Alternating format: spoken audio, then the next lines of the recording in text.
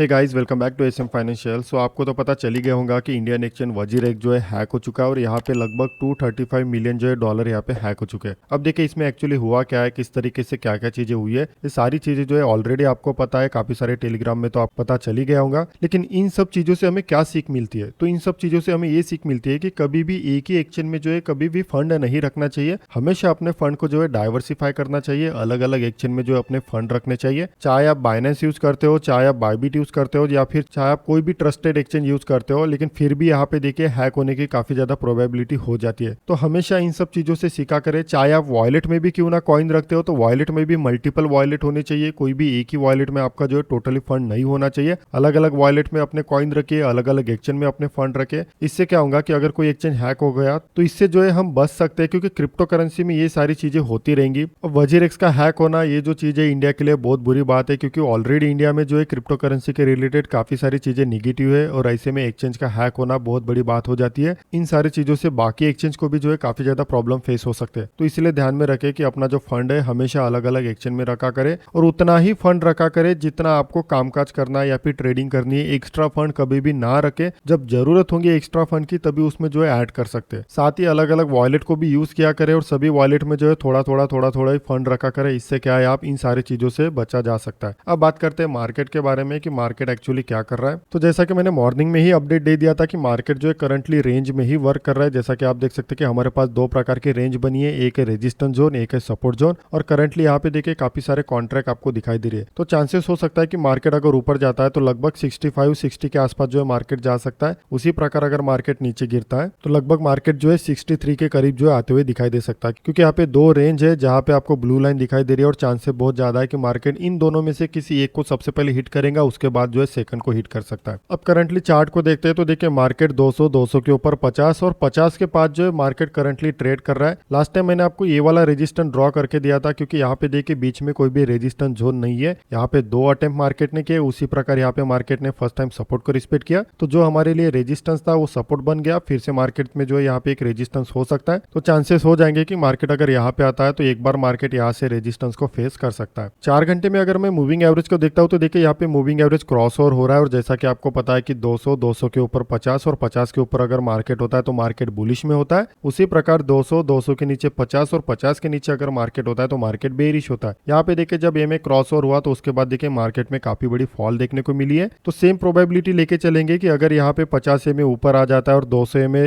नीचे आ जाता है तो कहीं ना कहीं मार्केट में एक रिट्रेसमेंट तो जरूर मिलेगा। तो उस समय हो सकता है कि मार्केट वापस से इस 50 एमए को सपोर्ट फेस कर सकता है और फिर से मार्केट जो है पुल बैक दे सकता है। जैसे यहाँ पे देखिए बेरिश के लिए मार्केट ने जैसे ही क्रॉस ओवर किया तो उसके बाद देखिए मार्केट जब ऊपर आने लगा तो मार्केट ने 50 एमए को रेजिस्टेंस फेस किया और फिर फॉल हुआ। मतलब मार्केट क्या करता है कि बार बार रेजिस्टेंस फेस कर रहा है 50 एमए को। उसी प्रकार अगर यहाँ पे ये क्रॉस ओवर हो जाता है तो मार्केट बुलिश में कन्वर्ट हो जाएगा, और उसके बाद मार्केट जो है बार बार 50 एमए को सपोर्ट रिस्पेक्ट करेगा। तो आपको जो इस पे नजर बना के रखनी है। करंटली अभी अगर ये क्रॉस ओवर होता है तो कहीं ना कहीं मार्केट जो है बुलिश में कन्वर्ट हो रहा है। तो अगर मार्केट बुलिश में कन्वर्ट हो जाता है तो हो सकता है कि आने वाले दिनों में जो है मार्केट ये जो रेजिस्टेंस स्ट्रॉन्ग रेजिस्टेंस जो है इसी भी आने वाले दिनों में मार्केट इजीली ब्रेक कर सकता है। उसी प्रकार अगर मैं यूएसडीटी को वीकली टाइम फ्रेम में देखता हूं तो यहाँ पे देखिए एक फ्लैग पैटर्न दिखाई दे रहा है जिसे बेरिश फ्लैग बोल सकते हैं। यहाँ पे मार्केट कंटिन्यू फॉल हुआ, और फॉल होने के बाद देखिए मार्केट एक रेंज में वर्क कर रहा है। तो अपकमिंग डे में अगर मार्केट इसे ब्रेक डाउन करता है तो हो सकता है कि इसमें आपको एक बड़ी सी फॉल आने वाले दिनों में दिखाई दे सकता है। तो अगर ये नीचे गिरता है तो बिटकॉइन ऊपर जाता है, क्योंकि दोनों क्या होते हैं, अपोजिट वर्क करते हैं। तो इस पे भी जो है आपको नजर बना के रखनी है। अब बात करते हैं इथरम कॉइन की। तो जैसा कि आपको पता है कि इथरम कॉइन जो है काफी ज्यादा बुलिश चल रहा है, और करंटली इसमें काफी ज्यादा न्यूज है, ईटीएफ का भी न्यूज आ रहा है। तो यहाँ पे देखिए लास्ट टाइम भी इथरम ने क्या किया, अपने ऑल टाइम हाई को जो है ब्रेक नहीं किया, काफी सारी गैप बाकी थी। लास्ट टाइम मैंने कहा था कि चांसेस हो सकते हैं कि मार्केट इस बार ऑल टाइम हाई को टेस्ट कर दे,